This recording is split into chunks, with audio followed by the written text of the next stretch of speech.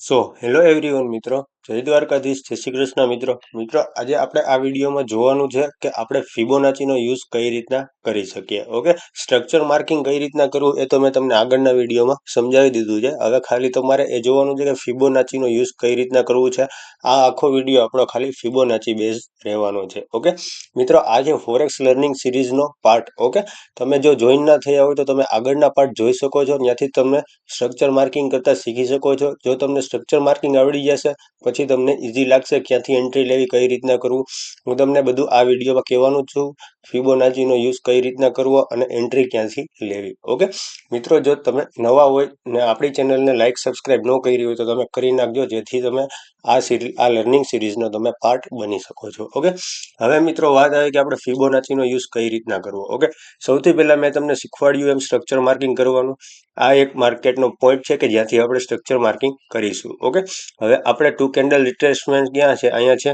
તો આ આપણો એક 2 કેન્ડલ રિટ્રેસમેન્ટ આવી ગયો અને પછી એનો લો પોઈન્ટ માર્ક કરવાનો. આવી રીતના તમારે એક બુલિશ સ્ટ્રક્ચર માર્ક કરવાનું છે. ઓકે, આ માર્કેટ બુલિશ છે એટલે બુલિશ સ્ટ્રક્ચર માર્ક કરવાનું છે. હવે ક્યાં છે 2 કેન્ડલ રિટ્રેસમેન્ટ? અહીંયા છે. તો કે હા, અહીંયા છે. હવે તમારે અહીંયા માર્ક કરવાનું છે બુલિશ સ્ટ્રક્ચર. ઓકે, આ એનો હાઈ પોઈન્ટ થયો અને આ સ્ટ્રક્ચર બ્રેક થયું એટલે આ એનો લો પોઈન્ટ થયો. આવી રીતના તમારે સ્ટ્રક્ચર માર્કિંગ કરતું જવાનું છે આગળ ને આગળ. ઓકે, હવે તમે જુઓ, આ અહીંયા 2 કેન્ડલ રિટ્રેસમેન્ટ આવ્યું છે, આ આવ્યું છે. હવે આનું સ્ટ્રક્ચર છે કે અહીંયા બ્રેક થયું છે. ઓકે, ત્યાં સુધી તમારે વેઇટ કરવાનો છે અને અહીંયા એનો લો પોઈન્ટ છે. હવે વાત આવી કે આપણે આમાં ફિબોનાચીનો યુઝ કઈ રીતના કરવો. ઓકે, પહેલા હું તમને 4-5 સ્ટ્રક્ચર માર્કિંગ કરતા શીખવાડી દઉં એટલે તમારે સ્ટ્રક્ચર માર્કિંગમાં ભૂલ ના પડે. ઓકે, આ 2 કેન્ડલ રિટ્રેસમેન્ટ છે અને અહીંયાથી આ એનો હાઈ પોઈન્ટ થયો અને આ બ્રેક થયું. ઓકે, આ એક ગેપ છે, ગેપ એટલે એક ગ્રીન કેન્ડલ. ઓકે, આ ગેપ છે એ બ્રેક થયું એટલે આ આપણું બ્રેકઅપ સ્ટ્રક્ચર થઈ ગયું અને આ એનો લો પોઈન્ટ થઈ ગયો. ઓકે, આવી રીતના તમારે સ્ટ્રક્ચર માર્કિંગ કરતું જ જવાનું છે.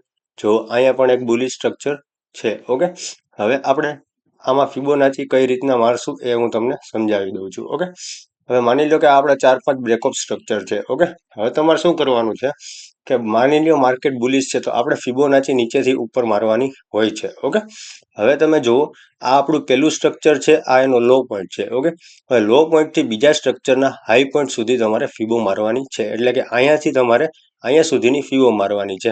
આનું 50% જ્યાં સુધી રિટ્રેસમેન્ટ ન આવે ત્યાં સુધી તમારે એન્ટ્રી લેવાની નથી. અહીંયા શું થયું છે, માર્કેટ અહીંયા આવ્યું જ નથી. ઓકે, અહીંયા તમને 50% એરિયા છે ત્યાં તમને એફવીજી અથવા તો ઓર્ડર બ્લોક મળી જશે. ઓકે, હવે આ નથી આવ્યું, આ સીધું ઉપર વયું ગયું તો આને જવા દેવાનું. ઓકે, હવે તમારે શું જોવાનું છે, એનું પછીનું સ્ટ્રક્ચર. ઓકે, એટલે કે આ સ્ટ્રક્ચરનો લો પોઈન્ટ અને એના પછીના સ્ટ્રક્ચરનો હાઈ પોઈન્ટ.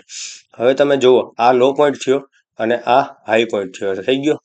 હવે શું થયું, આનું 50% રિટ્રેસમેન્ટ ક્યાં આવ્યું છે? અહીંયા આવ્યું છે.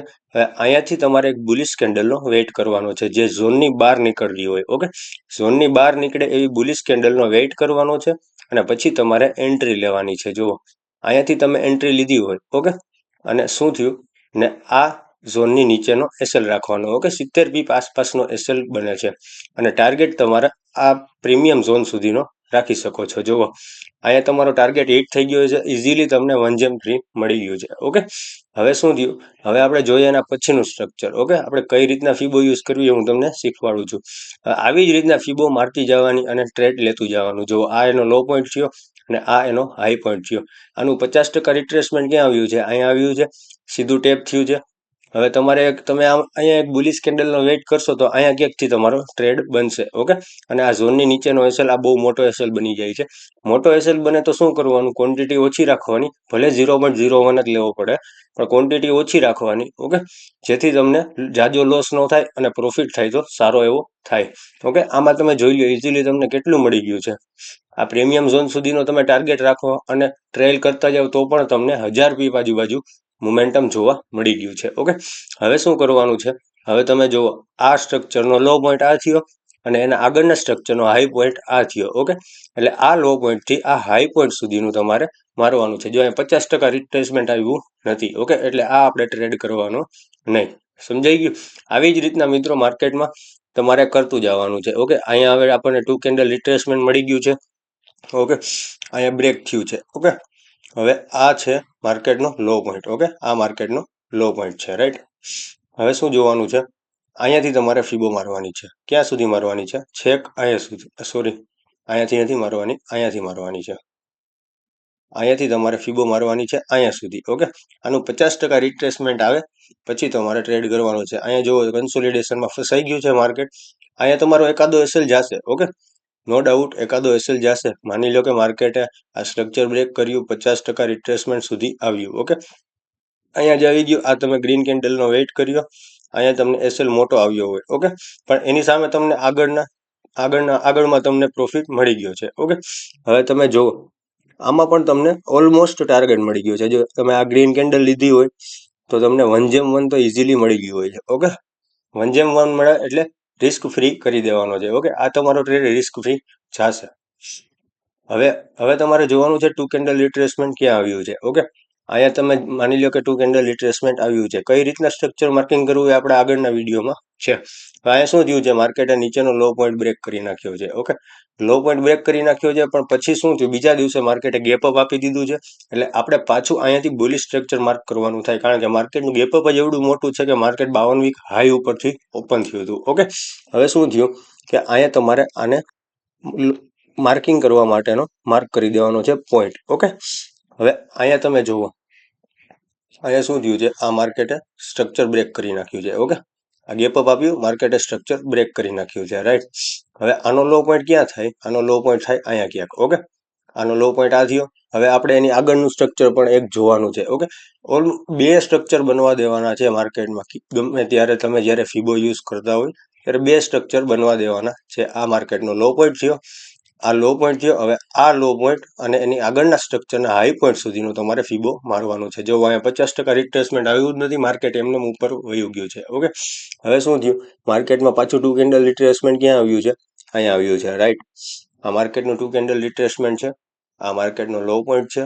જુઓ, આ માર્કેટનો લો પોઈન્ટ છે. હવે શું થયું છે, માર્કેટમાં પાછું 2 કેન્ડલ રિટ્રેસમેન્ટ ક્યાં આવ્યું છે, અહીંયા આવ્યું છે. દેખાય છે. હવે અહીંયા 2 કેન્ડલ રિટ્રેસમેન્ટ આવ્યું, આ માર્કેટનો લો પોઈન્ટ અને અહીંયા સુધીની તમારે ફીબો મારવાની છે. અહીંયા પણ 50% એરિયા સુધી આવ્યું નથી માર્કેટ. ઓકે, હવે આગળ તમે જોશો તો 2 કેન્ડલ રિટ્રેસમેન્ટ ક્યાંય નથી. અહીંયા છે પણ આ હજી હાઈ બ્રેક થયો નથી. હવે તમારે અહીંયા શું કરવાનું છે ખબર છે, હવે તમે જો લેટેસ્ટ ચાર્ટમાં વર્ક કરતા હોય ને તો તમારે એક અહીંયા લાઈન માર્ક કરી દેવાની છે. આ સ્ટ્રક્ચર જ્યારે પણ બ્રેક થાય ને, આ સ્ટ્રક્ચર બ્રેક થાય ને ત્યારે તમારે આ લો પોઈન્ટથી લઈને આ હાઈ પોઈન્ટ સુધીની ફીબો મારવાની છે. અને અહીંયા તમને એફવીજી જોવા મળી જાય છે. આ એફવીજીથી તમે ટ્રેડ લઈ શકો છો અને આ પ્રીમિયમ ઝોન સુધીનો ટાર્ગેટ રાખી શકો છો. ઓકે, તમને આગળ થોડાક એક્ઝામ્પલ સમજાવું ચલો, જેથી તમને ખબર પડે કે આ ફીબો યુઝ કઈ રીતના કરવું. ઓકે, આ જુઓ, આ માર્કેટનું બુલિશ સ્ટ્રક્ચર છે. રાઈટ, હવે જુઓ આ માર્કેટમાં આપણે અહીંયાથી બુલિશ સ્ટ્રક્ચર માર્ક કરીએ. ઓકે, આ માર્કેટનું 2 કેન્ડલ રિટ્રેસમેન્ટ આવ્યું, આ માર્કેટે સ્ટ્રક્ચર બ્રેક કર્યું. ઓકે, અને આ થયું માર્કેટનો લો પોઈન્ટ થયો.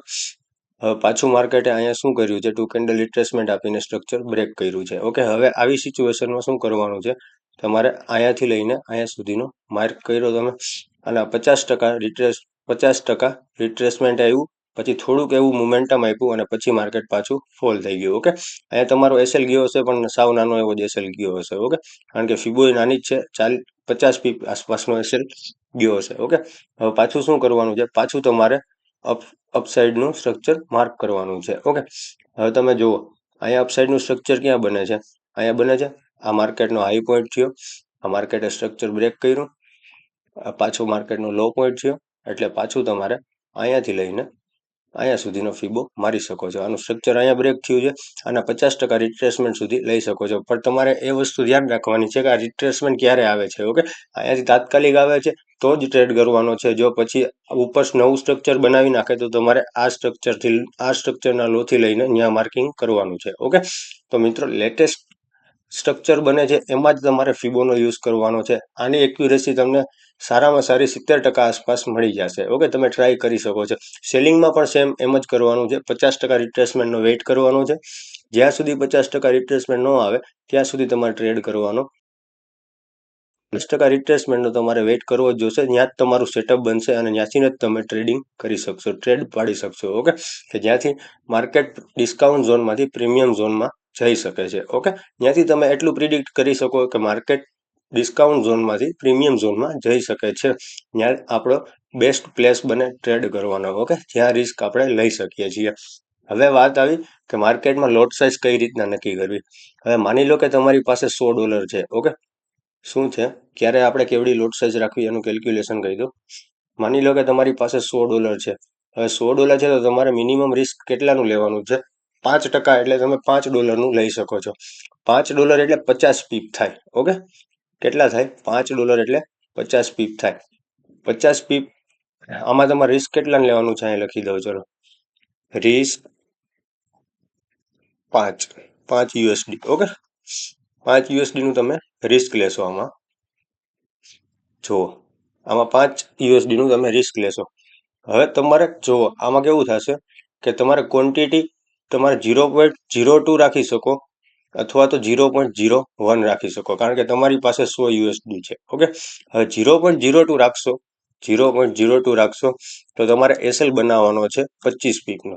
કેટલા પીપનો? 25 પીપનો. ઓકે, 25 પીપના એસએલ રાખશો એટલે તમારે કેટલું થશે કે આ તમારા 5 USD નું રિસ્ક થશે. ઓકે, 0.01 ને 50 પીપનું તમે રિસ્ક લઈ શકો છો. જુઓ અહીંયા લખી દઉં તમને, 0.01 અને રિસ્ક 50 પીપ, એસએલ 50 પીપ.